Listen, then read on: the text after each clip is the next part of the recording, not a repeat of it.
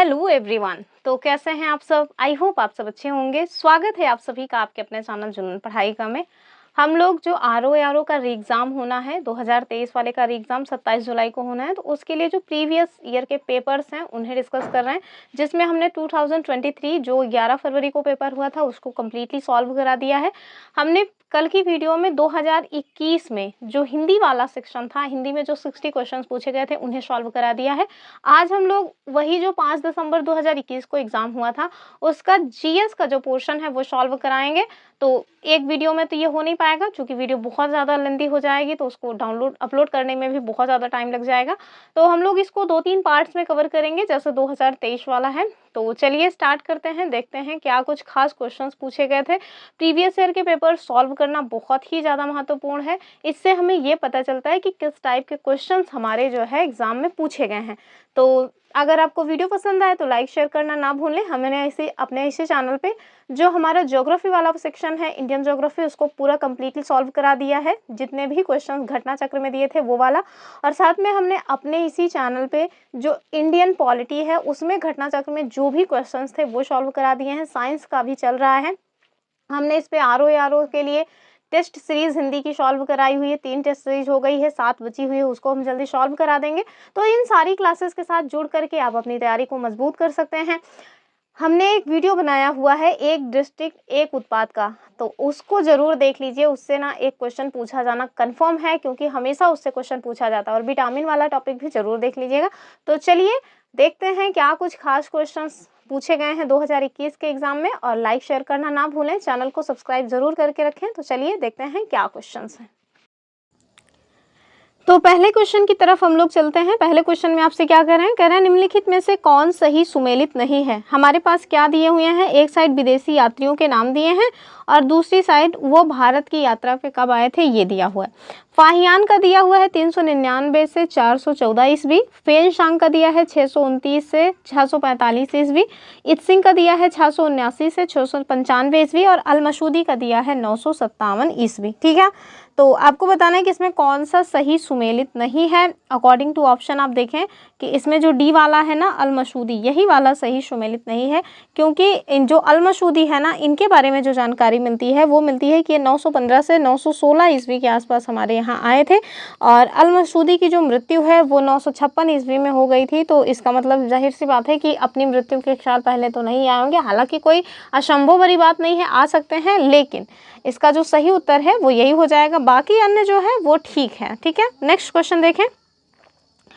कह रहे हैं कि निम्नलिखित में से किन राजा या राजाओं को जनता के द्वारा प्रत्यक्ष रूप से चुना गया था। तो ये क्वेश्चन ना केवल और केवल यहीं पे नहीं पूछा गया है। जो 2023 में उत्तर प्रदेश प्रीलिम्स का एग्जाम हुआ था उसमें ये वाला क्वेश्चन पूछा गया था। तो जो क्वेश्चन 2021 में आरओ ने पूछा है उसको यहाँ पे इन्होंने पूछ लिया है। ऑप्शंस देखें, हर्षवर्धन, गोपाल, यशोवर्मन या नंदीवर्मन पल्लव वलम। ठीक है, सॉरी पल्लव मल। तो इसका जो सही उत्तर है, देखिए गोपाल तो हो ही जाएगा। तो गोपाल तो चुने गए थे। गोपाल कहाँ कहाँ हैं उन्हें देख लीजिए, जहाँ पे वो ना हो उन्हें निपटा दीजिए। तो 2 देखिए कहाँ पे नहीं है, तो 2 से होगा ही नहीं क्योंकि 2 तो सब में दिया है। अन्य कौन है उन्हें देखिए। तो अगला जो है ना वो जो नंदीवर्मन पल्लव मतलब कि पल्लव मल्ल है ना, इनको भी जनता के द्वारा चुना गया था। तो अकॉर्डिंग टू ऑप्शन आप देखें दूसरा और चौथा सही हो जाएगा, ऑप्शन सी वाला। ठीक है, तो शशांक की मृत्यु के पश्चात 637 ईस्वी में लगभग 1 शताब्दी तक बंगाल में तो अराजकता का ही माहौल बना रहा। 8वीं शताब्दी ईस्वी के मध्य अशांति एवं अव्यवस्था से ऊब कर बंगाल के प्रमुख जो नागरिक थे उन्होंने उसी में से गोपाल नाम के एक सुयोग्य जो सेना नायक थे उनको अपना राजा बनाया। मतलब कि जो गोपाल हैं उनको वहाँ के नागरिकों के द्वारा अपना राजा बनाया गया। गोपाल ने पाल वंश की स्थापना की। उल्लेखनीय है कि जो पल्लव शासक नंदीवर्मन द्वितीय हैं इनको नंदीवर्मन पल्लव मल्ल के नाम से जाना जाता था। तो वो उनको भी जनता के द्वारा चुना गया है। आगे देखिए, वर्धन राजवंश के सबसे प्रतापी शासक थे, मेरे ख्याल से सबको पता है, जिनका जन्म 591 ईस्वी के आसपास हुआ था। यशोवर्मन की राजधानी क्या थी? कन्नौज थी। और इनका कार्यकाल लगभग 700 से 740 ईस्वी माना जाता है।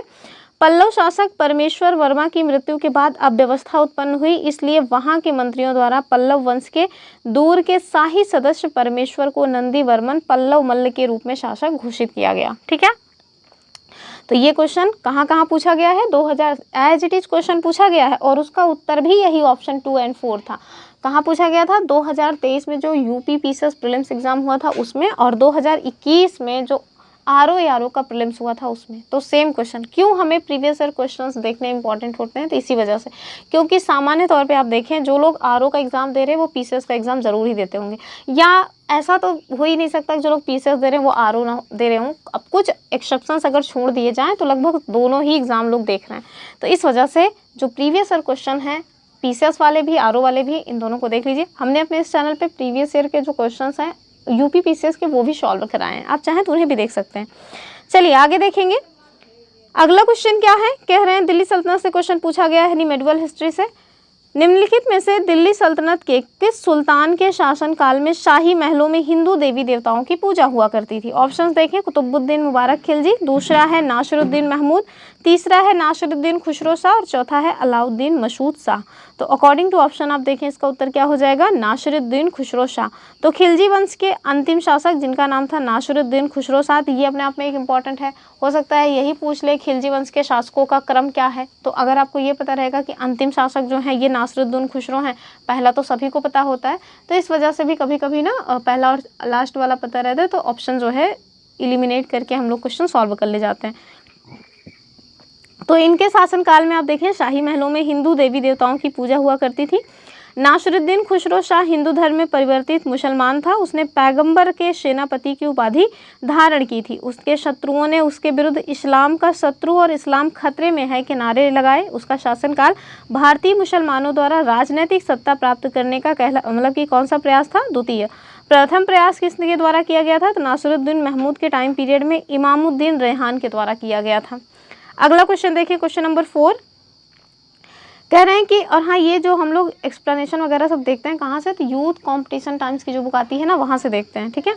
तो अगला क्वेश्चन देखें कि निम्नलिखित में से किस सुल्तान ने साम्राज्य की सीमाओं की सुरक्षा के लिए एक विशेष सेना को नियुक्त किया था? ऑप्शंस क्या हैं, इल्तुतमिश, नासिरुद्दीन महमूद, बलबन या फिर अलाउद्दीन खिलजी। तो इसका उत्तर क्या हो जाएगा, इसका उत्तर हो जाएगा ऑप्शन डी वाला, यानी कि अलाउद्दीन खिलजी।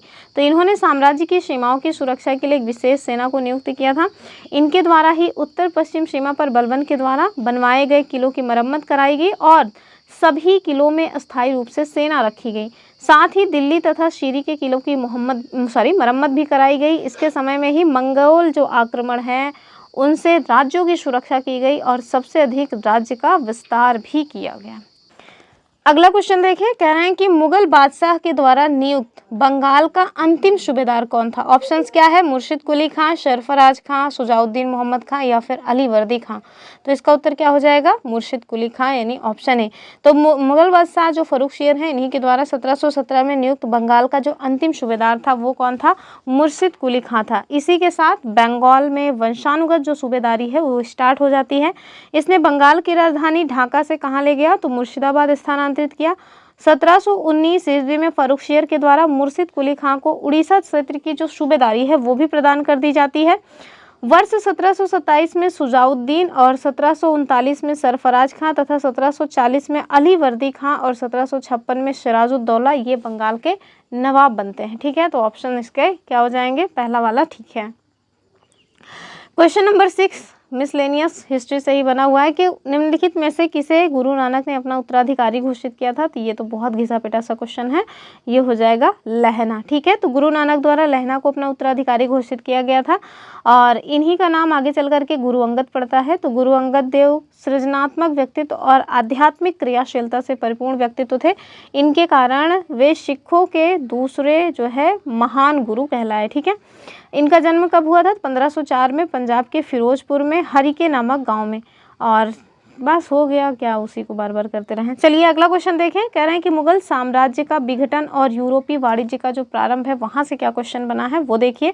पहला क्वेश्चन क्या है, यानी कि आधुनिक भारत जो भारतीय विदेशी कंपनियों का आगमन है उससे क्वेश्चन बन रहा है कि निम्नलिखित में से कौन भारत आने वाली पुर्तगाली देश का नहीं था, यानी कि भारत में आया वो कौन सा व्यक्ति है जो पुर्तगाल से नहीं था। ऑप्शंस देखें, कह रहे हैं कि Duarte Barbosa, Domingo Paes, Peter Mundy या फिर फर्नाओ नूनीज। तो इसका जो सही उत्तर है वो क्या हो जाएगा, इसका जो सही उत्तर है वो तो हो जाएगा अपना ऑप्शन सी वाला, यानी पीटर मुंडी। और चलिए एक्सप्लेनेशन देखते हैं कि भारत आने वाले विदेशी यात्रियों में पीटर मुंडी जो है वो ब्रिटेन का निवासी था, जो ईस्ट इंडिया कंपनी के कर्मचारी के तौर पर शाहजहां के टाइम पीरियड में आया था। बाकी सब जो हैं वो कहाँ से आए थे? पुर्तगाल से। सामाजिक सांस्कृतिक जनजागृति, निम्न जाति और मजदूर संघ तथा किसान आंदोलन से जो क्वेश्चन बना है उन्हें देखिए। पहला क्वेश्चन क्या है कि निम्नलिखित घटनाओं पर विचार कीजिए और इन्हें कालानुक्रम में व्यवस्थित कीजिए। तो चलिए देख लेंगे। तो लाला हरदयाल के द्वारा जो गदर पार्टी की स्थापना की गई थी वो कब की गई थी? ये 1913 के आसपास की गई थी। तो इसको पहले अगर हम लोगों को ईयर पता रहता है तो ठीक रहता है, नहीं तो फिर कुछ और ट्रिक तुक्का वगैरह लगाते हैं। फिर कह रहे हैं हिक्की में जो बंगाल गजट का प्रकाशन है वो जो है कब किया गया था, तो इसको भी देखते हैं। सर विलियम जोन्स के द्वारा बंगाल में एशियाटिक सोसाइटी, ये तो बहुत ज़्यादा क्वेश्चन पूछा जाता है, मतलब इतना ज़्यादा ये क्वेश्चन पूछा जा चुका है कि एकदम रटा गया होगा। 1784 में एशियाटिक सोसाइटी ऑफ बंगाल की स्थापना हुई थी। तो चौथा हो गया, कौन सा छूट गया? लाला हरदयाल। देखो लाला हरदयाल वाला हमने यहाँ लिख दिया है, जबकि ये ऊपर होना चाहिए था। ठीक है, एक सेकेंड। तो लाला हरदयाल ने जो ये गदर पार्टी की स्थापना की थी ये कब की थी? ये 1913 में की थी। और ये जो सर्वेंट्स ऑफ इंडिया सोसाइटी है ये 1905 की है। ठीक है, तो ये 1905 की है। केवल एक मुझे नहीं समझ आ रहा तो उसको हम देख लेते हैं, क्या पता इसी तीनों से हो जाए, तो उसके बाद अगर नहीं आता तो फिर देखते हैं। तो लाला हरदयाल ने गदर पार्टी की जो स्थापना की 1913, यानी कि अगर इन सब में देखें तो जो चौथा वाला है वो सबसे पहले आना चाहिए। और हिक्की के बंगाल गजट का प्रकाशन, तो हिक्की का बंगाल गजट का प्रकाशन ये 1780 में हुआ था। सभी कर लेते हैं क्या मतलब है। अब देखिए सबसे पहले कौन सा है, तो बंगाल गजट का प्रकाशन 1780, उसके बाद एशियाटिक सोसाइटी ऑफ बंगाल की स्थापना 1784, उसके बाद 1905, 1913। अगर सपोज दैट ये वाला ना भी आए तो भी देखिए चार मतलब कि चौथा सबसे पहले आना चाहिए, उसके बाद दूसरा, फिर पहला, चौथा, दूसरा, पहला, ये इस तरह का जो क्रम है केवल एक ही में बन रहा है। तो इस वजह से भी ये क्वेश्चन हम सॉल्व कर सकते थे। जरूरी नहीं है कि आपको सारे के सारे ऑप्शंस आ रहे हों, किसी को सारे ऑप्शंस एग्जाम के टाइम पे नहीं आते हैं, लेकिन कुछ ना कुछ ट्रिक्स लगा करके इस तरह से क्वेश्चन सॉल्व किए जाते हैं। तो चलिए हमने देख लिया कि जो मतलब कि क्वेश्चन है इसका सोल्यूशन। लाला हरदयाल के द्वारा गदर पार्टी की स्थापना 1913 में की गई थी सैन फ्रांसिस्को में। अच्छा एक्सप्लेनेशन भी तो दिया है। और जेम्स ऑगस्टस हिक्की के द्वारा जो बंगाल गजट है इसका प्रकाशन 1780 में किया गया था। और साथ में मतलब कि जो बंगाल में एशियाटिक सोसाइटी ऑफ बंगाल की स्थापना है वो कब की गई थी? 1784 में की गई थी। किसके द्वारा भी ये भी जाने रही है, तो सर विलियम जोन्स के द्वारा। गोपाल कृष्ण गोखले की जो सर्वेंट्स ऑफ इंडिया सोसाइटी इसकी स्थापना 1905 में पुणे महाराष्ट्र में की गई थी। लाला हरदयाल ने जो किया था उसको तो हमने बता ही दिया। क्वेश्चन नंबर 9 देखिए। क्वेश्चन नंबर 9 में क्या कह रहे हैं? कह रहे हैं कि फोर्ट विलियम कॉलेज कलकत्ता के संदर्भ में निम्नलिखित में से कौन सा स्टेटमेंट सही है? ठीक है, तो हमसे सही कथन पूछ रहे हैं। फोर्ट विलियम कॉलेज जो कलकत्ता में बना था वो। ऑप्शंस देखें। और हाँ, फोर्ट विलियम जो कॉलेज है ना इसका नाम चेंज हो चुका है। आप लोग मुझे कमेंट करके बता सकते हैं क्या नाम रखा गया है। अगर नहीं बताइएगा तो हम हालांकि कमेंट करके पिन कर देंगे कि उसका नाम चेंज करके क्या रखा गया है। जब वो नाम चेंज किया गया था तब भी मैंने उसका एक छोटा वीडियो बनाया था। ऑप्शंस देखें कि इसकी स्थापना 10 जून 1800 को कलकत्ता के फोर्ट विलियम कॉम्प्लेक्स में हुई थी। दूसरा कह रहे हैं कि इसकी स्थापना का मुख्य उद्देश्य ब्रिटिश अधिकारियों को भारतीय भाषाओं की शिक्षा देना है। अब मुझे नहीं समझ आ रहा कि इन्होंने इतना मतलब स्पेसिफिक डेट क्यों पूछा है, और यही गलत भी है। ठीक है, पहला वाला स्टेटमेंट रॉन्ग है, दूसरा एकदम सही है। इसका जो सही उत्तर है वो हो जाएगा बी, यानी कि ओनली 2। ठीक है, तो देख लीजिए फोर्ट विलियम कॉलेज की स्थापना 10 जून को ना होकर के 10 जुलाई को हुई थी। ठीक है, बाकी सारी चीज़ें ठीक थी। क्वेश्चन नंबर 10 देखिए। कह रहे हैं कथन कारण में आपको बताना है कि भारतीय प्रश्नों पर विवेचना के लिए दादा भाई नौरोजी ने 1866 में लंदन में ईस्ट इंडिया एसोसिएशन का गठन किया। ठीक, दूसरा क्या कह रहे हैं? दूसरा कह रहे हैं कि वह ब्रिटिश जनमानस को प्रभावित करना चाहते थे। आपके पास ऑप्शंस क्या हैं? आपके पास ऑप्शंस यही हैं कि ए सही है किंतु आर गलत है। दूसरा कह रहे हैं ए गलत है किंतु आर सही है। तीसरा क्या है? ए आर दोनों सही हैं लेकिन आर ए की सही व्याख्या कर रहा है। और दूसरे में कह रहे हैं कि व्याख्या नहीं कर रहा है। उत्तर क्या हो जाएगा? यही सी वाला हो जाएगा। ठीक है, अगला क्वेश्चन देखें। कह रहे हैं कि भारतीय सिविल सेवा के संदर्भ में निम्नलिखित कथनों में से कौन सा कथन सही है? तो भारतीय सिविल सेवा के बारे में पूछ रहे हैं। ऑप्शंस देखिए। कह रहे हैं कि भारत सरकार अधिनियम 1919 में भारतीय सिविल सेवा के लिए एक अलग परीक्षा का प्रावधान किया गया जो भारत में होनी थी। अच्छा, दूसरा क्या कह रहे हैं, दूसरा इनके द्वारा कहा जा रहा है कि भारतीय सिविल सेवा में 1941 में भारतीयों का परसेंटेज यूरोप वासियों से अधिक था। दूसरा तो कहीं ना कहीं एकदम ठीक लग रहा है और पहला वाला स्टेटमेंट भी ठीक ही है। तो भारत शासन अधिनियम 1919 के द्वारा एक लोक सेवा आयोग के गठन की बात की गई थी, जिसका गठन आगे चल करके 1926 में किया गया। इसी अधिनियम के तहत पहली जो ICS परीक्षा है वो ब्रिटिश सिविल सेवा आयोग के अधीन 1922 में प्रयागराज में आयोजित की गई थी। 1941 में भारतीय सिविल सेवा परीक्षा में यूरोपीय प्रतिभागियों के उत्तीर्ण होने की जो संख्या थी वो भारतीयों की अपेक्षा कम थी, यानी कि ज़्यादा भारतीय इसमें सिलेक्ट हो रहे थे। अब समाचार पत्र एवं पत्रिकाएं से क्वेश्चन क्या बना है उसको देखिए। कह रहे हैं कि ब्रिटिश उपनिवेशवाद के विरुद्ध भोजपुरी में लोकप्रिय कविता फिरंगिया लिखने वाले कवि का नाम क्या था। ऑप्शंस देखें, मनोरंजन, रंजन प्रसाद, त्रिलोकी सिंह या राजेंद्र पांडे। तो यही हो जाएगा मनोरंजन। ठीक है, तो 1921 में असहयोग आंदोलन के दौरान इनकी ये जो पुस्तक है वो लिखी गई थी। चलिए आगे क्वेश्चन देखें। अगले क्वेश्चन में आपसे कह रहे हैं स्वतंत्रता संग्राम और राष्ट्रीय आंदोलन से क्वेश्चन है कि काकोरी षड्यंत्र केस में प्रधान आरोपी पंडित राम प्रसाद बिस्मिल को उत्तर प्रदेश में किस जगह फांसी दी गई थी। जो भी आरोपी थे उनको किस जगह फांसी दी गई है ये सब आपको पता होना चाहिए। तो ये वाला देखिए, वाराणसी, कानपुर, गोरखपुर या लखनऊ। तो ये तीनों तो कहीं इन तीनों में किसी को भी नहीं दी गई थी, तो जाहिर सी बात है उत्तर केवल एक बचेगा और वो है गोरखपुर। ठीक है, तो 19 दिसंबर 1927 को पंडित राम प्रसाद बिस्मिल को गोरखपुर जेल में काकोरी षड्यंत्र केस के लिए फांसी दी गई थी। 9 अगस्त 1925 को हुआ था ये काकोरी केस और इसमें राम प्रसाद बिस्मिल, राजेंद्र लोहिड़ी, अशफाक उल्ला खान और रोशन सिंह को फांसी दी गई थी। ठीक है, तो ध्यान रखिएगा, ये जो रोशन सिंह है इनको फांसी कहाँ दी गई थी, तो अपने यही प्रयागराज में। अशफाक उल्ला खान और राजेंद्र लाहिड़ी, ये आप मुझे कमेंट करके बता सकते हैं। अगर नहीं पता है तो फिर जाहिर सी बात है पता कीजिए, इम्पॉर्टेंट है। आगे देखिए कि राम प्रसाद बिस्मिल का जन्म जो है वो 11 जून 1897 को शाहजहांपुर उत्तर प्रदेश में हुआ था।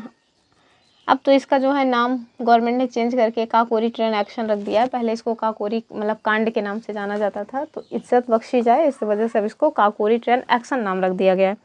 कुछ मिसलेनियस से और क्वेश्चन बना है कि रविन्द्रनाथ टैगोर ने नाइटहुड की उपाधि को त्याग दिया था। ऑप्शन पहला वाला तो ठीक है। कह रहे हैं कि वे असहयोग आंदोलन में हिस्सा लेना चाहते थे। बिल्कुल नहीं, ऐसा नहीं हुआ था। जो 13 अप्रैल 1919 को जलियांवाला बाग हत्याकांड हुआ था ना, उसी हत्याकांड के मतलब कि विरोध स्वरूप रविन्द्रनाथ टैगोर जी ने अपने नाइटहुड की उपाधि को त्याग दिया था। तो पहला कथन तो सही है लेकिन कारण गलत है। तो इस तरह का जो ऑप्शन है वो कहाँ है, ए सही है परंतु आर गलत है, ऑप्शन सी। ठीक है, अगला देखें। अगले क्वेश्चन में कह रहे हैं कि 18वीं शताब्दी के उत्तरार्ध में किसे प्रायः कंपनी बहादुर की शान और शौकत का स्थानीय प्रतिनिधि कहा जाता था। तो मतलब बहादुर किसको माना जाता था, बहादुर की शान और शौकत। ऑप्शन देखें कोतवाल, तो इसको क्या माना जाएगा, अमला जमींदार नहीं, दरोगा हो जाएगा, ऑप्शन बी वाला। अगला देखें क्वेश्चन नंबर 16 कि भारतीय रेलवे के संदर्भ में कौन सा कथन सही है। और ध्यान रखिएगा, अगर आप ये PDF लेना चाहते हैं तो इसके लिए आपको हमारा टेलीग्राम चैनल ज्वाइन करना पड़ेगा। हमने ये PDF ऑलरेडी अपने टेलीग्राम चैनल में भेजी हुई है। तो आपको सही कथन बताना है कि 2023 तक 100% जो है मतलब 100% विद्युतीकरण लक्ष्य प्राप्त करना, और दूसरा 2030 तक शून्य कार्बन उत्सर्जन नेटवर्क। तो जो हमारे गवर्नमेंट की तरफ से कुछ लक्ष्य वगैरह डिसाइड किए जाते हैं ना, उसी से क्वेश्चन बना हुआ है। तो जो भी दिए हुए हैं दोनों को दोनों ठीक है। संस्कृति के 4 अध्याय पुस्तक के लेखक कौन है। तो ये ना भारतीय साहित्य की एक पुस्तक है, उससे पूछा गया क्वेश्चन है। महावीर प्रसाद द्विवेदी, रामधारी सिंह दिनकर या फिर मैथिली शरण गुप्त या जयशंकर प्रसाद। तो क्या हो जाएगा, संस्कृति के जो 4 अध्याय है ये पुस्तक रामधारी सिंह दिनकर जी की है, यानी कि दिनकर की पुस्तक है। इस पुस्तक में दिनकर जी ने भारत के सांस्कृतिक इतिहास को 4 भागों में बांट कर लिखने का प्रयास किया है। रेणुका, हुंकार, रसवंती, रासधेनी, कुरुक्षेत्र, उर्वशी, रश्मिरथी आदि जो है इनकी अन्य रचनाएं हैं। कुरुक्षेत्र जो है, रश्मिरथी, इसको लोग बहुत बखान करते हैं, तो कभी आप लोगों को मौका मिले तो पढ़ें, मैंने भी पढ़ा नहीं है हालांकि।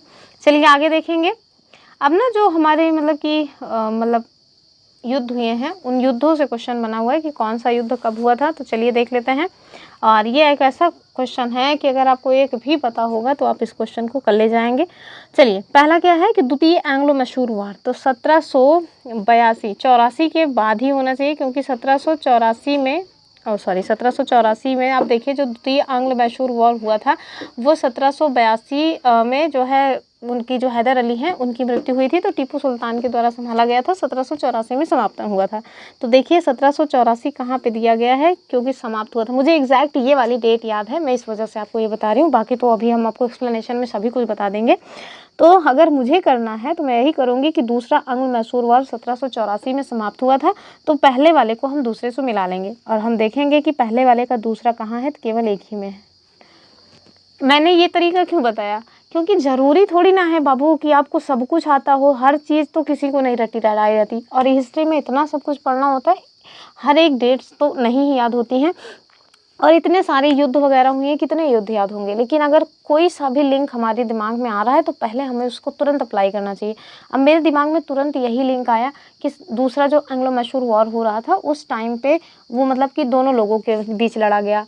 अंग्रेज़ स्टार्टिंग तो जो है हैदर अली किए थे, लेकिन हैदर अली को जब गोली लग गई थी 1782 में, तो 1782 के बाद उस युद्ध का जो संचालन है वो टीपू सुल्तान के द्वारा किया गया, और 1784 में फाइनली ये युद्ध जो है वो समाप्त हुआ, संधि वगैरह हुई थी। तो इस वजह से मुझे ये कंफर्म था कि ये जो सेकंड एंग्लो मैसूर वॉर है वो 1784 में समाप्त हुआ है। तो 1784 एक ही जो ऑप्शन में आपको दिख रहा है उसको पहले मैच कर लिया, और इस एक को मैच करने के जस्ट बाद आप देखिए कि आपका उत्तर सॉल्व हो जा रहा है। हालांकि चलिए इसके एक्सप्लेनेशन में हम देख लेते हैं कि कौन सा युद्ध कब हुआ था। तो जो सेकेंड एंग्लो मैसूर वॉर है 1780 से 84 के मध्य हुआ। दूसरा एंग्लो जो फ्रांसीसी वॉर है वो 1750 से 54 के मध्य हुआ। द्वितीय एंग्लो मराठा वॉर 1803 से 5 के मध्य हुआ। और द्वितीय एंग्लो अफगान जो वॉर है वो 1878 से 1880 के मध्य हुआ। यानी कि जो भी वॉर इन्होंने पूछा है वो सब सेकेंड वॉर ही पूछा है। चलिए अगले क्वेश्चन की बात करेंगे। कह रहे हैं कि क्रोनोलॉजी में चीज़ों को सेट करना है। कर्जन वायली की हत्या कब हुई थी ये, और खुदीराम बोस को जो है मृत्युदंड कब दिया गया था, बाल गंगाधर तिलक के द्वारा केसरी समाचार पत्र का कब प्रारंभ किया गया, और अबुल कलाम आज़ाद के द्वारा अल हिलाल जो समाचार है इसका प्रकाशन कब किया गया। ठीक है, कभी कभी ना ये जो प्रकाशन है इसके एक साइड जो है नाम दे देंगे, एक साइड प्रकाशक का नाम दे देते हैं, तो उसको भी मैच करने के लिए आ जाता है। चलिए देख लेते हैं। तो कर्जन वायली की जो हत्या है वो 1909 में हुई थी। ठीक है, खुदीराम बोस को जो मृत्युदंड दिया गया था वो 1908 में दिया गया था। और उसके बाद देखें क्या है तीसरा, गंगाधर तिलक जी के द्वारा जो केसरी समाचार पत्र है उसका प्रकाशन कब किया गया था। तो ये जो केसरी समाचार पत्र है इसका प्रकाशन 1881 में किया गया, और ये जो अल हिलाल है ये 1912 में लाया गया। ठीक है, 1912। तो सबसे पहले कौन सा हो जाएगा, 1881 वाला, यानी कि तीसरा सबसे पहले आना चाहिए, और तीसरा सबसे पहले आपको दो ऑप्शन में दिख रहा है। ठीक है, तो एक से तो ये नहीं बन रहा है। फिर आप देखें इसके बाद क्या आएगा, इसके बाद आएगा 1908, तो तीसरे के जस्ट बाद आना चाहिए दो, और अगर आपको ये पता है तो आप देखिए उत्तर निकल के आ गया। ठीक है, तो इसका उत्तर क्या हो जाएगा, ए वाला। तो चलिए अगले क्वेश्चन को देखिए। कह रहे हैं कि ब्रिटिश भारत में सैन्य बल पर केंद्रीय राजस्व का व्यय कुल कितना परसेंटेज होता था। तो बहुत ज़्यादा ये लोग व्यय करते थे, इसी वजह से तो गांधी जी जो है कह रहे थे कि मतलब कि जो व्यय है ना उसको कम किया जाए। ऑप्शंस देखें, 40%, 45, 50, 55। तो कुछ ऐसे क्वेश्चंस पूछ लिए जाते हैं आयोग के द्वारा जिसका उत्तर ना वो कर पाए, ना आप कर पाए, ना हम कर पाए, कुल मिला के कोई ना कर पाए। तो चलिए फिलहाल के लिए देखते हैं कि ब्रिटिश भारत में जो सैन्य बल पर केंद्रित राजस्व का लगभग व्यय था वो लगभग 52% था, जो कि यहाँ पे ऑप्शन में नहीं दिया गया है। चलिए अगले क्वेश्चन की बात करते हैं। भारत के भूगोल से क्वेश्चन पूछा जा रहा है। भारत के भूगोल वाला सारा का सारा क्वेश्चन मैंने सॉल्व करा दिया है, लेकिन यहाँ फिर से हम करेंगे। निम्नलिखित में से कौन भारत की सबसे बड़ी मीठे पानी की झील है। तो आप बताएं, कोलेरू, वुलर, सांभर या फिर सरोवर। तो क्या हो जाएगा, वुलर हो जाएगा। ठीक है, तो वुलर झील जम्मू कश्मीर संघ राज्य क्षेत्र में स्थित ताजे पानी की सबसे बड़ी झील है। यह झेलम नदी पर निर्मित गोखुर का उदाहरण है। ध्यान रखिएगा किसका उदाहरण है, गोखुर का उदाहरण है। कोलेरू झील आंध्र प्रदेश में कृष्णा, ये जो कोलेरू है कहाँ मिलती है, तो आंध्र प्रदेश में कृष्णा गोदावरी डेल्टा के मध्य ताजे पानी की झील है। नल सरोवर गुजरात में स्थित एक झील है। रामसर कन्वेंशन के तहत घोषित भारत की आर्द्र भूमि स्थल भी है।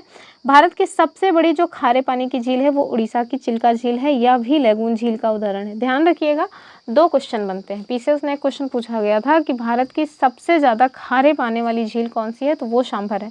और फिर आपसे पूछ लें कि सबसे खारे पानी की सबसे बड़ी झील कौन सी है, तो वो हो जाएगा हमारा चिल्का, उड़ीसा की। ठीक है, दोनों में थोड़ा सा डिफरेंस है, माइनर सा डिफरेंस है, और ऑप्शन भी चिल्का और सांभर दोनों दिया था उन्होंने। अगला क्वेश्चन देखें, कह रहे हैं कि तमरिया जनजाति भारत के निम्नलिखित में से किस राज्य में पाई जाती है। ऑप्शंस क्या है, West Bengal, Rajasthan, Jharkhand and MP. तो क्या हो जाएगा, झारखंड में जो है ये तमरिया जनजाति पाई जाती है। अगले क्वेश्चन की बात करेंगे, झारखंड में कुछ अन्य जनजातियां उन्हें भी देख लीजिए, जैसे मुंडा है, विरहोर है, उरांव है, खरिया है, पहाड़ियां हैं आदि। अगले क्वेश्चन में हमसे कह रहे हैं कौन सा सही सुमेलित नहीं है। एक साइड स्टेट दिया है, दूसरी साइड जो हॉट स्प्रिंग्स होते हैं ना, गर्म झरने, उनका नाम दिया है। तो चलिए देख लेते हैं। हिमाचल प्रदेश, उड़ीसा, महाराष्ट्र और गुजरात में कौन कौन से हैं। तो देखिए, सबसे पहले आपको कौन सा पता होना चाहिए, मुझे तो सबसे पहले पता है कि, हालांकि मुझे यही बताना है हम लोगों को कि कौन सा सही सुमेलित नहीं है, मैच नहीं करना इसको। तो पहला वाला तो मुझे एकदम कंफर्म है कि हिमाचल प्रदेश में मणिकर्ण है, तो इससे केवल एक ही ऑप्शन हट पाया है। आगे देखिए, उड़ीसा का तपता पानी, दो है, एक तो ताता पानी है, दूसरा है तपता पानी। तो उड़ीसा में जो है ना वो कौन सा है, वो है तपता पानी। महाराष्ट्र का कह रहे हैं कि वज्रेश्वरी, तो ये बात भी ठीक है। गुजरात का कह रहे हैं नारायणी, जबकि नारायणी कहाँ का है, तो नारायणी है राजस्थान का, तो राजस्थान के नारायण थे, इस वजह से यहाँ पे जो गर्म झरना है कौन सा पाया जा रहा है, नारायणी। ट्रिक लगा के याद कर सकते हैं। अगले क्वेश्चन की बात करते हैं हम लोग। अब मॉनसून वन मिट्टी सिंचाई परियोजनाओं और कृषि से संबंधित क्वेश्चन है। तो आप देखिए कि कितना कठिन कठिन क्वेश्चंस पूछे गए हैं, एकदम फैक्चुअल टाइप के, और कंसेप्चुअल भी हैं, फैक्चुअल भी है, मतलब मुश्किल था पेपर। 2021 का पेपर ना सबसे मुश्किल माना जा रहा था, और सबसे कम जो मेरिट गई थी वो भी 2021 की ही गई थी। अगले क्वेश्चन में देखिए क्या है, तो एक साइड मिट्टियों के नाम दिए हैं, दूसरी साइड जो है किस राज्य में मिलती हैं ये आपको बताना है। तो चलिए देख लेते हैं। जलोढ़ यानी कि अलुवियल, ब्लैक, लाल या फिर मरुस्थली, तो कौन सी कहाँ मिलेगी देख लीजिए। तो मरुस्थली मृदा जाहिर सी बात है कि राजस्थान में मिल जानी चाहिए, तो इसको तो पहले ही मैच कर लेते हैं। डी का वन कहीं पे दिया है, 2 में दिया है, तो इससे कम से कम 2 ऑप्शन तो हमारे एलिमिनेट हुए। आगे देखिए, फिर कह रहे हैं कि जो ब्लैक मिट्टी है यानी कि जो काली मिट्टी है वो आपको कहाँ मिलेगी। अभी कल वाली वीडियो में हमने देखा था कि जो काली मिट्टी है वो आपको कहाँ मिल जाएगी, तो महाराष्ट्र वाले रीजन में मिल जाएगी, यानी कि बी का 3। और बी का 3 देखिए केवल एक में है, कहाँ पे, बी वाले में। इसका ऑप्शन क्या हो जाएगा, option B is the correct answer of this question. आगे के जो है उन्हें भी सॉल्व कर लीजिए। जैसे अलुवियल सॉइल, तो अपना जो उत्तर प्रदेश है ना उसमें सबसे ज़्यादा मिलती है अलुवियल सॉइल। और फिर कौन सा बचा है, लाल सॉइल, तो लाल वाली जो है आंध्र प्रदेश में हो जाएगी। चलिए अगले क्वेश्चन की बात करें। इसमें आपसे कह रहे हैं कि नाइजर, जिसे हम लोग राम तिल कहा मतलब कि कहते हैं, इसकी फसल एक तेल की फसल है। आपको बताना है इसके बीजों में तेल की मात्रा कितने % पाई जाती है। ऑप्शन देखें, ऑप्शंस हैं 7 से 16%, 17 से 26%, 27 से 36 या फिर 37 से 47। तो जाहिर सी बात है डी वाला हो जाएगा, 37 से 47%। और ये कहाँ का है, तो यह इथियोपिया, भारत तथा नेपाल में व्यापक मात्रा में उगाई जाने वाली फसल है। हम लोगों के यहाँ, मतलब मैं अपने आसपास की बात कर रही हूँ, जहाँ हम लोग रहते हैं यहाँ केवल सरसों ही उगाई जाती है। पहले मेरे पापा अलसी और तिल वगैरह भी बो दिया करते थे, अब तो इतना ज़्यादा नीलगाय और योगी बाबा जी के छोड़े हुए सांड हो गए हैं कि मतलब मुश्किल हो गया है अपना गुजर बसर करना खेती से। खेतों में कुछ हो ही नहीं पाता, इतने ज़्यादा जानवर छुट्टा हो गए हैं, तो अब नहीं बोया जाता। अब सब लोग क्या करते हैं, सरसों बोते हैं। तो हम लोगों के यहाँ तो केवल भाई सरसों बोई जाती है। ये राम तिल तो मुझे लग रहा है कि नया नया नाम ही सुन रहे हैं। अब ये वही तिल्ली हो तो नहीं बता सकते, मैं एग्जैक्टली कन्फ्यूज़ हूँ।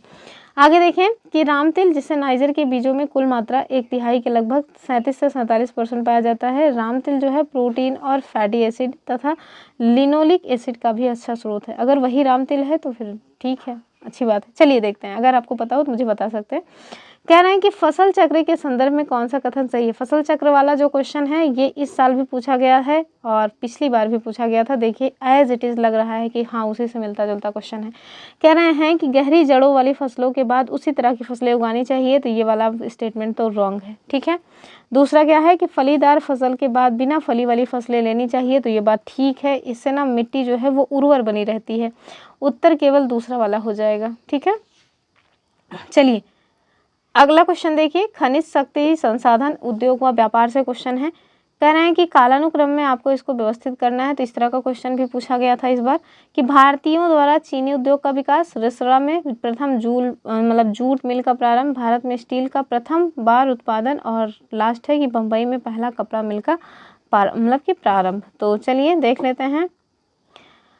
तो भारतीयों के द्वारा जो चीनी उद्योग का विकास है वो मतलब कि कब किया गया, और रिसरा में जो पहली जूट मिल है उसका कब मतलब उसको लगाया गया। तो अब देखिए कि देश में जो पहला जूट मतलब कि मिल है, इसकी स्थापना कब की गई थी? 1855 में। कहाँ की गई है? तो ये पहले ही दिए हुए हैं, रिसरा में। ठीक है। और पहली बार जो स्टील का उत्पादन है वो कब किया गया था? तो 1870 में किया गया था। कहाँ? तो बंगाल में ही किया गया था। पहली जो कपड़ा मिल लगी थी बम्बई में वो 1854 में लगी थी। मेरे ख्याल से इस साल भी ये वाला जो स्टेटमेंट है वो पूछा गया है। और भारतीयों के द्वारा जो पहली बार चीनी उद्योग का विकास किया गया था वो कब किया गया था? ये देख लीजिए, ये किया गया था 1903 में प्रतापपुर के देवरिया में। और ये प्रतापपुर के देवरिया वाला ऑलरेडी इसके पहले भी क्वेश्चन पूछा जा चुका है। ठीक है। तो इसका जो सही उत्तर है वो क्या हो जाएगा? 4, 2, 3, 1, यानी कि ऑप्शन बी वाला। अगले क्वेश्चन की बात करेंगे। इन सबको ना नोट डाउन कर लीजिएगा, याद करना पड़ेगा। हमसे क्या कह रहे हैं? कह रहे हैं कि आपको सही उत्तर का चयन करना है सुमेलित करने के बाद। चलिए देख लेते हैं। एक साइड चूना पत्थर, कॉपर यानी कि तांबा, बॉक्साइट और मैग्नीज दिया है। दूसरी साइड सीमेंट, बिजली के सामान, हवाई जहाज का निर्माण, इस्पात, ये सब दिया, यानी कि किसका मतलब उपयोग किया जाता है ये आपको बताना है। तो चलिए देख लेते हैं। चूना पत्थर जो है इसका उपयोग हम लोग कहाँ करते हैं? तो सीमेंट में हमारे ख्याल से होता है कि जो चूना पत्थर यानी कि लाइम स्टोन है इसका उपयोग हम लोग कहाँ करते हैं? तो ये हो जाता है सीमेंट में। तो ए का 1 एक ही में दिया है, उत्तर हमारा देखिए निकल के आ गया। ठीक है। अगला देखिए कॉपर, तो बिजली के सामान। अब देखिए सबसे अच्छा मतलब कि माना जाता है ना, कॉपर के वायर के पंखे हों, कॉपर के वायर के जो है मोटर वगैरह हो तो वो अच्छी मानी जाती है। बॉक्साइट तो हवाई जहाज़ के निर्माण में, मैग्नीज मतलब स्टील उत्पाद में। तो सामने सामने सब मिले हुए हैं। चलिए क्वेश्चन नंबर 29 देखिए कि जीवाश्म ईंधन के बाद भारतवर्ष की ऊर्जा आवश्यकताओं की पूर्ति के लिए दूसरा सबसे इंपॉर्टेंट जो सोर्स है वो क्या है? तो इस तरह के क्वेश्चन आप देखें। बजट में जब हमारा बजट आता है ना उसमें इस तरह की जो चीज़ें हैं वो बताई जाती हैं। हालांकि एनर्जी से रिलेटेड जो है आंकड़े अलग से भी आते हैं तो उसमें भी बताया जाता है। तो देखिए जीवाश्म ईंधन के बाद सबसे ज़्यादा हम लोग किसको यूज़ कर रहे हैं? अकॉर्डिंग टू ऑप्शन सोलर हो जाएगा। ठीक है। ये नया आंकड़ा आता है जब एग्जाम के कुछ दिन पहले, इन सब के नए आंकड़ों को आपको देख के जाना पड़ेगा। कह रहे हैं निम्नलिखित में से कौन सा लौह इस्पात संयंत्र नदी तट पर स्थित नहीं है? तो चलिए देख लेते हैं। भिलाई, जमशेदपुर, बोकारो या फिर भद्रावती। तो भद्रावती कहाँ? ये देखिए इन सब का कहाँ पे लोकेशन है ये भी पता होना चाहिए। ठीक है। तो बोकारो कहाँ पे है, मतलब कि कौन सी नदी के तट पर है? दामोदर नदी। जमशेदपुर स्वर्णरेखा और खरकई नदी। भद्रावती भद्रा नदी के तट पर है। जबकि ए जो है वो आप देखिए, ए वाला यही वाला इसका उत्तर हो जाएगा कि भिलाई जो है ना वो किसी भी नदी के तट पर स्थित नहीं है। ठीक है। और कहाँ पे है? तो ये छत्तीसगढ़ के जो राजधानी है ना रायपुर, उससे 40 किलोमीटर पश्चिम में हावड़ा मुंबई रेल लाइट तथा ग्रेट ईस्टर्न हाईवे के नज़दीक आपको देखने को मिल जाएगा। चलिए वर्ल्ड जो भूगोल है उससे क्वेश्चन बना हुआ है। वायुमंडल से क्या करें कि समुद्री चक्रवाती तूफान जो तौकाते आया था वो किस सागर में उत्पन्न हुआ था? तो उस टाइम पे ये करंट अफेयर का मामला था तो हमें पता होना चाहिए था कि अरब सागर में आया था। चलिए अगला आर्थिक भूगोल से क्या क्वेश्चन बना हुआ है। तो एक साइड आपको कुछ फसलें दी हैं, दूसरी साइड कौन से देश से रिलेटेड है ये दिया गया, या कौन सा देश उसको ज़्यादा ही मतलब उगाने में तेज़ है वो बताना है। तो रबड़ का तो मुझे एकदम अच्छे से पता है कि रबड़ का होता है थाईलैंड। ठीक है। हमसे दरअसल सही सुमेलित नहीं है पूछ रहे हैं। तो रबड़ का क्या होता है? थाईलैंड। तो ये तो मुझे एकदम कन्फर्म था। कह रहे हैं कॉफ़ी का मंगोलिया, ये तो मैंने कभी नहीं सुना कि कॉफ़ी जो है मंगोलिया सबसे ज़्यादा उगाता है, तो यही वाला गलत हो जाएगा। कॉफ़ी का क्या हो जाएगा? ब्राज़ील। ओलिव यानी जैतून तेल का हो जाएगा स्पेन। शुगर केन का हो जाएगा ब्राज़ील। शुगर केन मतलब क्या होता है? गन्ना। अपने उत्तर प्रदेश में भी गन्ने को लेकर के क्वेश्चन पूछा गया है कि अपने यहाँ जो है उत्तर प्रदेश में गन्ना यद्यपि बहुत ज़्यादा मात्रा में उगाया जाता है, बावजूद इसके जो हमारा दक्षिण भारत है, जैसे महाराष्ट्र वाला जो रीजन है वहाँ पे आपको सबसे ज़्यादा चीनी मिल वगैरह देखने को मिल जाएंगे। क्यों? क्योंकि हम लोगों के यहाँ की जो जलवायु है उसमें ना गन्ना उतना मतलब कि अच्छी क्वालिटी का नहीं होता है जितना वहाँ पे अच्छी क्वालिटी का हो जाता है। चलिए अगले क्वेश्चन को देखिए। कह रहे हैं निम्नलिखित में विश्व में मछली का सबसे बड़ा उत्पादक देश कौन सा है? तो मेरे ख्याल से चाइना हो जाएगा, उसी को ये सब ज़्यादा आता है। तो या फिर वो जो फूड एग्रीकल्चर ऑर्गेनाइजेशन है उसके द्वारा जारी जो मतलब कि आंकड़े आते हैं उसी में बताया गया था, उस टाइम का करंट अफेयर था और अभी भी देखना चाहिए। मेरे ख्याल से आज भी चाइना ही होगा।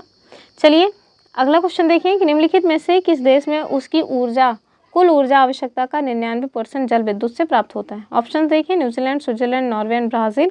क्या हो जाएगा? तो जो नॉर्वे है ना वो अपनी ऊर्जा का जो 99% है वो जल विद्युत से प्राप्त करता है। ठीक है।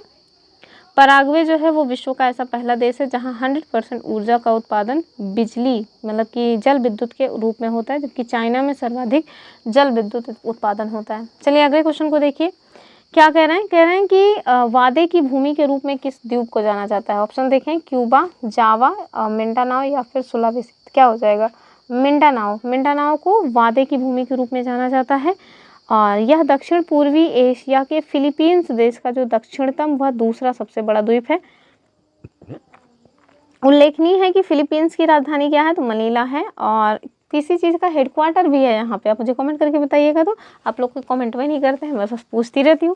क्यूबा जो है वो कैरेबियन सागर में स्थित एक द्वीपीय देश है तथा हवाना इसकी राजधानी और सबसे बड़ा शहर है। जावा तथा सुलावेसी दोनों ही इंडोनेशिया के द्वीप हैं, तो ये भी थोड़ा ध्यान देख सकते हैं। द्वीपों वगैरह से क्वेश्चन भी कई तरह तरह के पूछे जाते हैं। अगले क्वेश्चन में कह रहे हैं इंडोनेशिया निम्नलिखित में से किस देश के साथ भूमि साझा नहीं करता है। तो इंडोनेशिया, बताओ इंडोनेशिया से का पूछा गया है, कोई ऐसा पूछना चाहिए था जो बहुत ज़्यादा फेमस हो। चलिए देखते हैं, ब्रुनेई, तिमोर लेस्ते, मलेशिया या फिर पापुआ न्यू गिनी। किसका कहना है कि इंडोनेशिया। तो इंडोनेशिया देखिए जो ब्रुनेई है ना, इसके साथ इसकी जो सीमा है वो नहीं लगती है। तो इंडोनेशिया की जो सीमा है वो आप देख लीजिए किससे किससे लग रही है। तो ब्रुनेई 3 तरफ से मलेशिया से ही घिरा हुआ है, इस वजह से इसके साथ जो है मतलब की सीमा नहीं लग रही है। मलेशिया, पापुआ न्यू गिनी व तिमोर लेस्ते ये सभी इंडोनेशिया के साथ जो बॉर्डर है वो शेयर करते हैं। अगला क्वेश्चन देखें, और जो हमारा अगला क्वेश्चन है कह रहे हैं कि निम्नलिखित में से कौन सा पोलिनेशिया द्वीप समूह का भाग नहीं है। टोंगा, ताहिती, तुवालू या तीनियन। तो क्या हो जाएगा इसका जो सही उत्तर है वो हो जाएगा ऑप्शन डी वाला, यानी कि तीनियन। तो जो तीनियन है ये पोलिनेशिया द्वीप समूह का भाग नहीं है। पोलिनेशिया द्वीप दक्षिणी प्रशांत महासागर में मेलानेशिया और माइक्रोनेशिया द्वीपों के पूर्व में फैले हुए हैं। पोलिनेशिया जो है वो 1000 से भी अधिक द्वीपों का समूह है। इसके मुख्य द्वीपों में आपको हवाई, समोआ, टोंगा, तुवालू, ताहिती ये सभी मिल जाएंगे और इन द्वीपों को क्या कहते हैं, हरी मड़ी के नाम से जाना जाता है। जो तीनियन द्वीप है वो पश्चिम प्रशांत महासागर में उत्तरी मतलब कि जो मेरियाना द्वीप है उसका एक हिस्सा है या उसी के एक द्वीप है।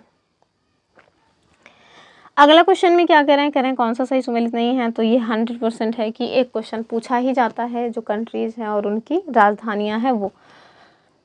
इस साल भी पूछा गया था, अफ्रीका की कुछ कंट्रीज दी हुई थी और उनका कैपिटल आपसे पूछ रहे थे। तो चलिए देख लेते हैं क्या क्या दिए हुए हैं। कह रहे हैं एंटीगुआ और बारबुडा, डोमिनिका, तीसरा है अल सल्वाडोर और चौथा है बहामास। मुझे सबसे ज़्यादा अच्छे से पता है कि अल सल्वाडोर का सैन सल्वाडोर होता है। ये थोड़ा इजी भी है, तो इसी वाला तो हालांकि सबको पता होता है। हमसे गलत पूछ रहे हैं तो कम से कम एक ऑप्शन तो हमसे एलिमिनेट हुआ कम से कम। फिर देखिए एंटीगुआ और बारबुडा, इसका सेंट जॉन सी होता है। अल सल्वाडोर का सैन सल्वाडोर होता हुआ है। बहामास का नसाऊ होता है, ये बात भी ठीक है। लेकिन आप देखिए दूसरा वाला जो है ना वो गलत है। कह रहे हैं कि डोमिनिका का सेंट डोमिंगो, जबकि ये नहीं होता है। डोमिनिका का क्या होता है, ये हो जाता है रुसाऊ। ठीक है, तो रुसाऊ, इससे एक सॉन्ग याद आ रहा है पर मैं आपको बताऊंगी नहीं कौन सा। अगला क्वेश्चन देखें कि 2011 की जनगणना के अनुसार, अब जनगणना के ना हो सकता है आज ही मैं आपको कुछ वो क्वेश्चन सॉल्व करा दूं जो हमारे उत्तर प्रदेश के विभिन्न एग्जाम्स में पूछे गए हैं। लगभग 50 क्वेश्चन के आसपास हैं, तो हो सकता है आज ही, वरना वो भी यूपी स्पेशल। यूपी चूँकि आप जब जनगणना पढ़ेंगे ना तो आपको जनगणना भारत की अलग पढ़नी पड़ेगी और उत्तर प्रदेश की अलग पढ़नी पड़ेगी। तो उत्तर प्रदेश की एक बार मतलब कि जो 50 क्वेश्चन हैं जो भारत देश के भीतर उत्तर प्रदेश में दरअसल अलग अलग एग्जाम्स में पूछे गए हैं उसको कर लेंगे, और दूसरे दिन फिर हम लोग भारत की जो जनगणना है उससे जो विभिन्न एग्जाम्स में क्वेश्चन पूछे गए हैं स्पेशली यूपी के एग्जाम्स में उसको देख लेंगे। तो आज ही हो सकता है वो वीडियो आ जाए। कह रहे हैं 2011 की जनगणना के अनुसार अनुसूचित जनजाति के संदर्भ में क्या कह रहे हैं कि निम्नलिखित राज्यों का आरोही अर्थात बढ़ता हुआ क्रम, यानी सबसे कम जो है वो एससी कम्युनिटी के लोग कहाँ हैं और सबसे ज़्यादा कहाँ है, इस तरह से हमें सॉल्व करना है। तो चलिए देख लेते हैं। अरुणाचल, मेघालय, नागालैंड, मिजोरम। मेघालय, अरुणाचल, नागालैंड, मिजोरम। अरुणाचल, नागालैंड, मेघालय, मिजोरम या फिर अरुणाचल, मिजोरम, नागालैंड, मेघालय, सभी नॉर्थ ईस्टर्न रीजन के स्टेट्स दिए हैं। तो ऑप्शन डी हो जाएगा। सबसे कम कहाँ है, अरुणाचल में, फिर मिजोरम, फिर नागालैंड, फिर मेघालय में। तो ये देख लीजिए आपको दिए हुए हैं कितनी जनसंख्या है, तो इतना भी नहीं याद करना पड़ता हमें। क्वेश्चन नंबर 40 देखेंगे कि निम्नलिखित भारतीय नगरों में मलिन बस्तियों का परसेंटेज 2011 की जनगणना के अनुसार सबसे कम रहा कहाँ पे। ऑप्शंस देखें, अहमदाबाद, जयपुर, लखनऊ या फिर बेंगलुरु। तो इसका जो उत्तर है वो क्या हो जाएगा, वो हो जाएगा ऑप्शन ए वाला, यानी अहमदाबाद। तो 2011 की जनगणना के अनुसार जो सबसे कम मलिन बस्तियों का परसेंटेज देखा गया वो अहमदाबाद में, यहाँ लगभग 4.49% जो आबादी है वो झुग्गी झोपड़ियों में रहती है।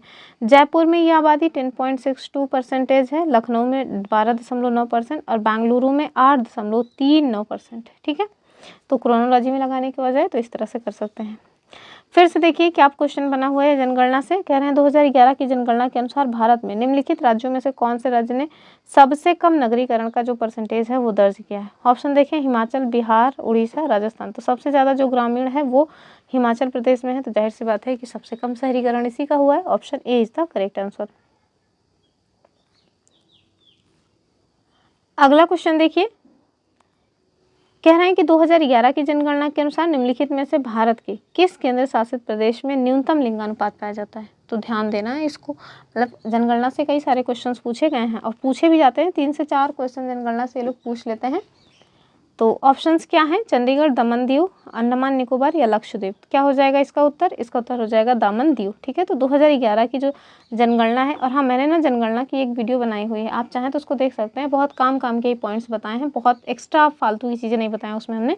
तो 2011 की जनगणना के अनुसार भारत के केंद्र शासित प्रदेशों में जो न्यूनतम लिंगानुपात है वो दमन दीव 618 मतलब कि महिलाएं हैं 1000 पुरुषों पे, जबकि जो सर्वाधिक लिंगानुपात है वो आपको पुदुचेरी मिलेगा 1037 महिलाएं पर 1000 पुरुष। ठीक है, आप मुझे ना कमेंट करके बताइएगा जो हमारा उत्तर प्रदेश है, उत्तर प्रदेश का वो कौन सा स्टेट है, सॉरी उत्तर प्रदेश का वो कौन सा जिला है जहाँ पे सर्वाधिक लिंगानुपात है। ठीक है, क्योंकि ये क्वेश्चन ऑलरेडी हमारे यूपी के एग्जाम्स में पूछा गया है, तो इसको आप मुझे कमेंट कर सकते हैं। देश का जो लिंगानुपात है वो देख लीजिए कितना है, 943 है। न्यूनतम लिंगानुपात तो हरियाणा का ही है, हरियाणा में सबसे कम महिलाएं हैं 1000 पुरुषों पे। क्वेश्चन नंबर 43 कि भारत की जनगणना 2011 के अनुसार उत्तर प्रदेश निम्नलिखित शहरों में से कौन सा शहर मिलियन शहर नहीं है। ठीक है, तो मिलियन सिटी कौन सा नहीं है ये बताना है। तो देखिए 4 क्वेश्चंस हो गया ना, मतलब कि जनगणना से। अब ये देखिए यूपी स्पेशल से पूछा गया है, आगरा, प्रयागराज, मेरठ या फिर मुरादाबाद। क्या हो जाएगा इसका, तो आप देखिए कि जो हमारा ऑप्शन डी मुरादाबाद है वो मिलियन सिटी नहीं है। तो मिलियन सिटी के बारे में देखिए कि 2011 की जनगणना के अनुसार उत्तर प्रदेश में टोटल 7 मिलियन शहर हैं। ठीक है, इन्हें मिलियन प्लस सिटीज़ भी कहा जाता है। कौन कौन से हैं तो इन्हें देख लीजिए कि सबसे ज़्यादा जो मिलियन सिटी में टॉप पे है वो कौन सा है, कानपुर नगर है 2.92 मिलियन मतलब कि मिलियन। फिर आता है अपना लखनऊ, फिर गाजियाबाद, फिर आगरा, वाराणसी, मेरठ और प्रयागराज। तो प्रयागराज तो आएगा ही। मुरादाबाद की जो जनसंख्या है वो अभी 0.89 मिलियन है, तो इसी वजह से इसको ना मिलियन जो सिटी है वो नहीं शामिल किया गया है उसमें। चलिए अगला क्वेश्चन देखेंगे, तो मतलब 45 के आसपास क्वेश्चंस करा देंगे, आगे के क्वेश्चंस अगली वीडियो में कराएंगे वरना वीडियो बहुत लेंथी हो जाएगी। अब हमारा ना भारतीय संविधान आ गया, तो भारतीय संविधान के जो भी प्रीवियस ईयर के क्वेश्चंस हैं वो सब हमने घटनाचक्र से सॉल्व कराए, लेकिन फिर भी देखेंगे क्या कह रहे हैं कि भारतीय संविधान की प्रस्तावना में इनके सभी नागरिकों का कौन सा न्याय प्रदान करने की व्यवस्था है। तो देखिए इस बार जो पूछा गया था 2023 में वो तो मतलब कि क्रम पूछ लिया गया था कि हम भारत के लोग भारत को संपूर्ण प्रभुत्व संपन्न समाजवादी पंथ निरपेक्ष धर्म और लोकतंत्रात्मक गणराज्य बनाने के लिए तथा उसके समस्त नागरिकों को, तो ये जो मतलब कि आया ना कि लोकतंत्रात्मक समाजवादी पंथ निरपेक्ष, इसी का क्रम पूछ लिया था। अगला देखिए अभी इस बार जो मतलब कि 2021 वाले में पूछा था वो क्या पूछ रहे हैं कि कितने प्रकार के हमें सामाजिक न्याय की जो है बात की जाती है। तो 3 प्रकार के न्याय की बात की गई है, कौन कौन से, सामाजिक, आर्थिक एवं राजनैतिक। तो सामाजिक, आर्थिक एवं राजनैतिक कहाँ पे दिया है, वही इसका उत्तर हो जाएगा डी में दिया है। ठीक है, तो 3 प्रकार के न्याय क्वेश्चन इस तरह से पूछे जाते हैं, कितने प्रकार के न्याय की बात की गई है, कितने प्रकार की स्वतंत्रता की बात की गई है, शब्दों का जो क्रम है वो क्रोनोलॉजी में लगाओ, कौन सा है जो आज़ादी मतलब आज़ादी नहीं, जब हमारा संविधान लागू हुआ था तो उस टाइम पे हमारी प्रस्तावना में कौन से वर्ड्स नहीं थे। ठीक है, तो इस तरह के क्वेश्चन को घूम फिर के आते हैं। तो भारतीय संविधान की प्रस्तावना में देखिए इसके समस्त नागरिकों को 3 प्रकार के न्याय की बात की गई है, कौन कौन से हैं, तो सामाजिक, आर्थिक और राजनीतिक न्याय। ठीक है, तो और भी जो अन्य चीज़ें हैं उन्हें देख लीजिए कि 5 प्रकार की स्वतंत्रता है, कौन कौन सी, तो विचार, अभिव्यक्ति, विश्वास और उपासना की स्वतंत्रता है। और देख लीजिए कि प्रस्तावना में अभी तक केवल एक ही मात्र संशोधन हुआ है और वो कौन सा है, 42वां संविधान संशोधन 1976 में, जिसमें समाजवादी, पंथ निरपेक्ष और अखंडता जो शब्द है ना उसको सम्मिलित किया गया था। और ये जो पंडित जवाहरलाल नेहरू जी के द्वारा उद्देश्य प्रस्ताव लाया गया था इसी को प्रस्तावना कहा गया। ध्यान रखिएगा कि 2023 में जो प्रीलिम्स हुआ था उसमें क्रोनोलॉजी पूछा गया था इसी पॉलिटी से ही कि कब मतलब कि ये उद्देश्य प्रस्ताव लाया गया, कब पारित किया गया, संविधान कब लागू हुआ, तो इन सबको थोड़ा देख सकते हैं। और इससे एक और भी ऑप्शन था कि जो प्रारूप समिति है ना वो कब बनाई गई थी, तो उसको क्रोनोलॉजी में लगाना था। चलिए अगले क्वेश्चन की बात करते हैं, और ये लास्ट क्वेश्चन हो जाएगा, नहीं लास्ट क्या, क्वेश्चन नंबर 48 तक कर लेते हैं ताकि ये पेज ही समाप्त हो जाए।